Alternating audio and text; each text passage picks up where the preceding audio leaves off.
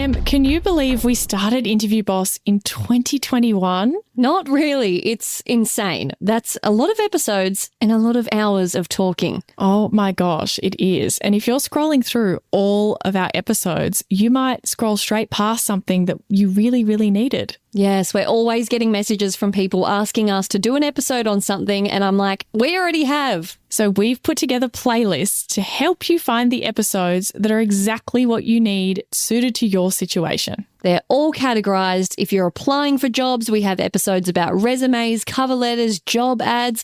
If you've been offered your dream job, we have episodes on resigning, exit interviews, and how to impress at your new company. And we even have a very special playlist that's very popular for if you have an interview coming up immediately and you need just our most recommended hard-hitting episodes between now and then. For all our last-minute listeners. It's all there for you. You can browse by category and check out all the playlists at interviewboss.com.au/podcast.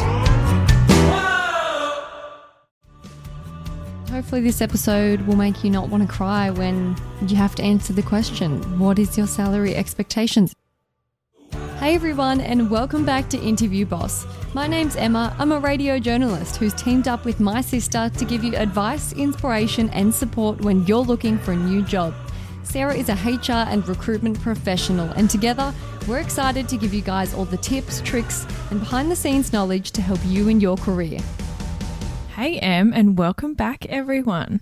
Em, who are we shouting out this week? This week we would like to give a big, super shoot your shot shout out to Luisa. She says, "Hi ladies, wanted to say a big thank you from New Jersey for all your amazing tips, tricks and behind the scenes knowledge for the job search." She used our catchphrase, so triple points to her. She said, "I just got a job offer yesterday for my first full-time job out of uni with a salary of more than I even asked for. You both made the process a lot less intimidating and gave me so much confidence along the way. Keep up the great work and thanks again." That makes me so happy. What a good student. And I love the behind the scenes knowledge.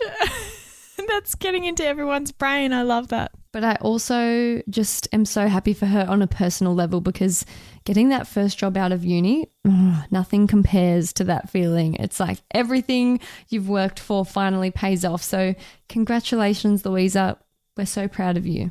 Yeah, and also that's the hardest job that you'll ever have to get, is that first one. As soon as you've got even like 6 months of experience, it's so much easier. So if that's you, hang in there. And if that's not you and you want results like that, check out Sarah's one-on-one sessions. You can find out all about them at www.interviewboss.com.au/coaching. Did you like that segue? That was smooth. That was so smooth. Every month, we actually choose one of our Shoot Your Shot shout out listeners to receive a gift box. Follow us on Instagram to see who actually wins that. We post there once a month to announce the winner. Now, this episode is a good one, if I do say so myself, because I think at one time or another, everyone has been victimized by this in their job search. Here it is. If the job you're going for doesn't have a fixed salary, we know from our episode on negotiating salary that you need to have a number ready when a recruiter asks you what your salary expectations are. But sometimes you need help to work out what that should be. How are you meant to know? And you're worried about if you ask for too much, will you be way out of their bracket and rule yourself out for the role? Or if you don't ask for enough, is that company thinking, major bag alert, major bag alert, bag alert, major bag alert, we're going to get this person for so cheap? My boyfriend the other weekend, we went to our local cafe, which we go there like way too much. And he was like, every time they see us walk in, bag alert, major bag alert. I just love it. It's stuck in my head. Also, you know the TikTok audio, the meh, meh, meh, meh, meh, meh, meh, meh. Does anyone know that? I don't think that's trending. That just must be your For You page. Meowing and woofing? No, it's trending. My head all day is just high-pitched kitten meowing. Go and look it up if you don't know what I'm talking about. Anyway. And you guys who keep telling us that you're going to keep listening after you get a job because you love our banter, well, we blame you for this random interlude. Anyway, let's get back into it. That's enough comedic relief. First of all, it's really annoying when they don't just say a fixed salary, because it makes it so much easier, because then you can be like, oh, that's what they're offering.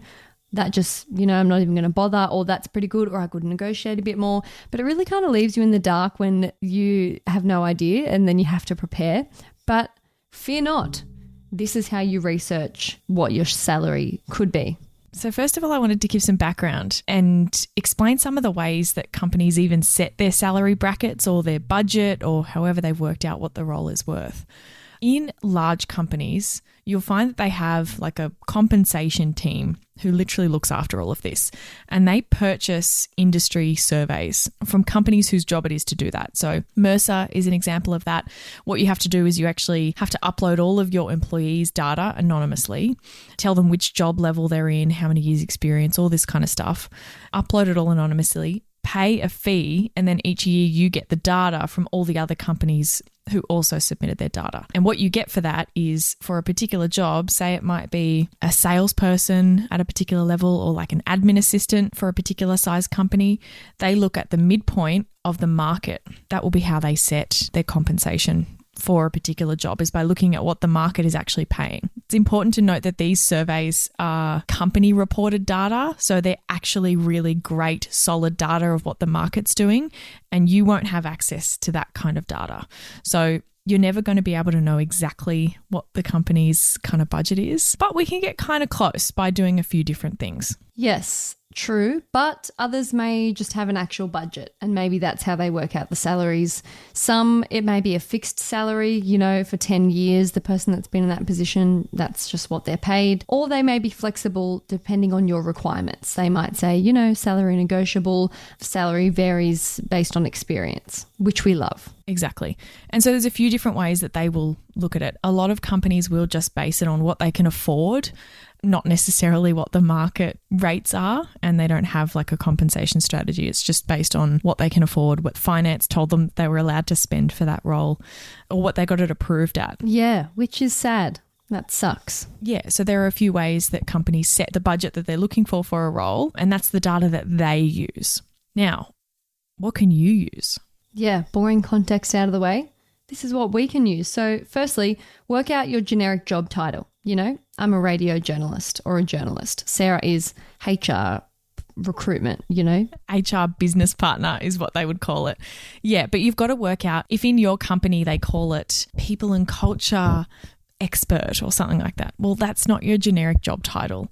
You've got to work out what you would be called in the broader market. Every company's going to have slightly different job titles, but try and make it as generic as you can. You can search jobs for this. You can look at job descriptions of other roles and find something that's the closest. And then we're going to head to the interwebs.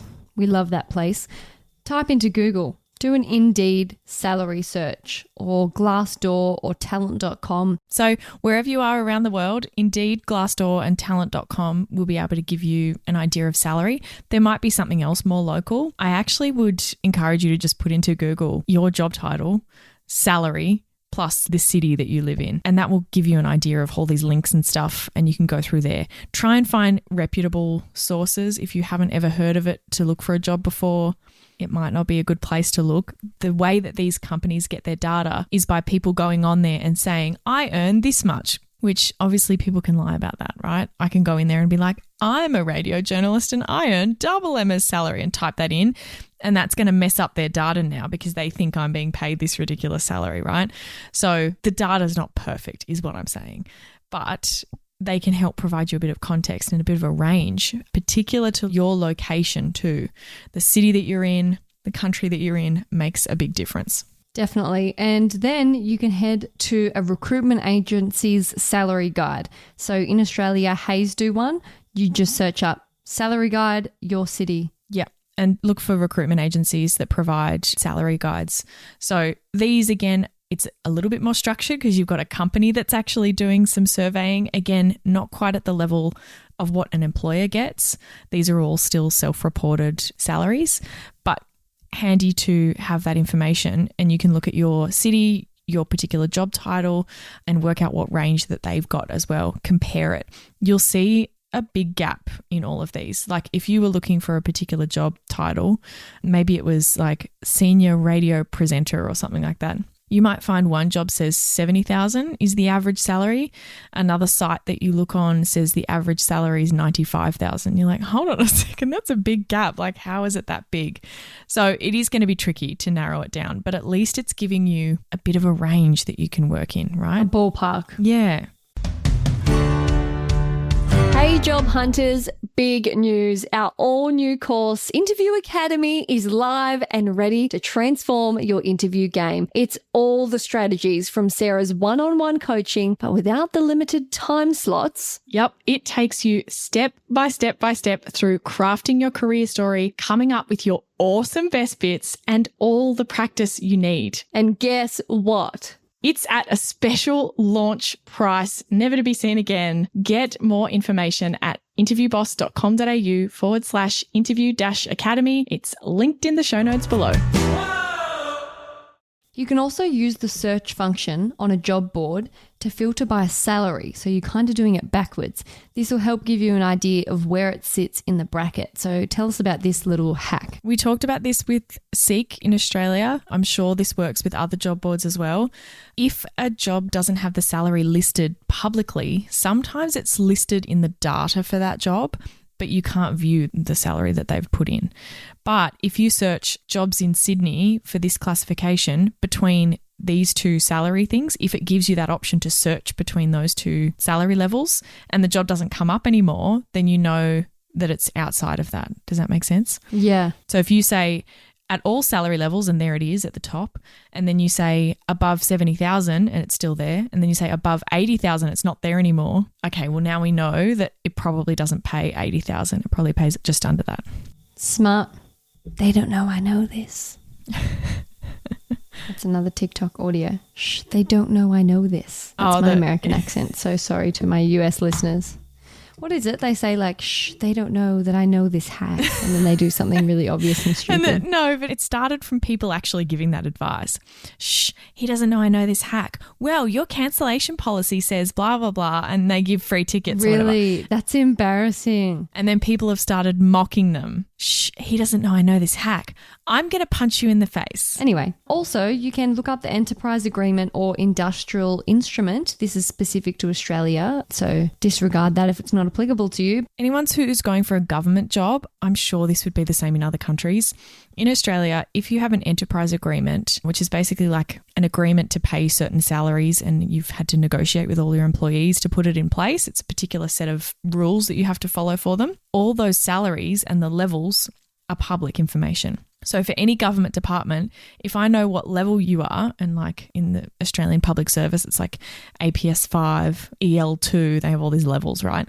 If I know what level you are and what department you work for, I can work out pretty much what salary you're on. I might not know exactly which band you're on within that range, but they're all publicly available to download. So see if that's the case. If it's a government job or like a university or something like that, they might have something publicly available. Amazing. And also some things to keep in mind when you're researching. Keep in mind your experience level. Are you just entering? Are you a few years in? Because obviously, like me, looking up salary of a radio journalist, you know, a cadet and being just finished uni is going to be very different to a grade 6 who's been in the industry for 10 years. Exactly. Yeah. And so I guess some people might think, well, I've got that job title, so I should get paid the average for that role.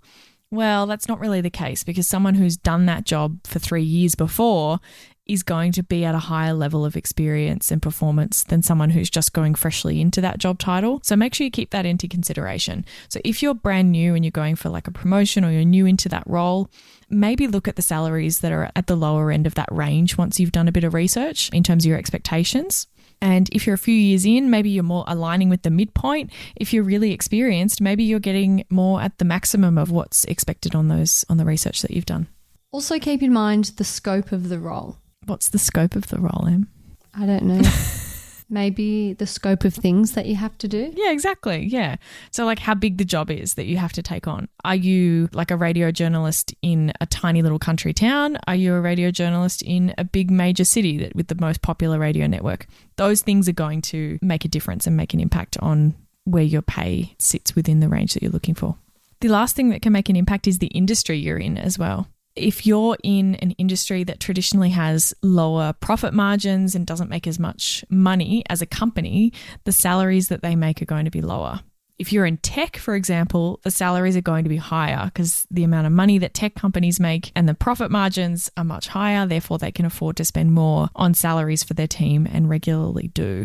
So that will impact what you can be asking for. So if you're going for a role with a tech company, I'd be making sure that you're researching roles specific to tech companies to make sure you're not underselling yourself and you're making sure you're asking for enough to be competitive with that market. So hopefully all of that helps you get a bit of an idea of what you should be asking for. And remember, obviously your current salary comes into it as well. How much do you want to be earning? How much experience do you have? What does the market say as well? And come up with that one number that you're really happy with. Don't make that number be your walk away minimum. I have to at least earn this. Make it a number that you're really excited about. Yeah. And hopefully this episode will make you not want to cry when you have to answer the question, what is your salary expectations? And you're like, I really don't know. Yeah, exactly. This will just give you some context to make sure you're confident in that conversation. And if you want to know how to state those salary expectations confidently, it is so hard, trust me, in practice, but do as I say, not as I do, and go and listen to that episode where we talk about negotiating salary. Boom. Thanks so much for listening to Interview Boss. If you like hearing the sound of our voices, hit that follow button in Apple or Spotify, or better yet, tell someone about the show. That's how we hit the charts and we can help even more people with our random TikTok references. For more advice, inspiration, and a supportive community, check us out on Instagram at Interview Boss.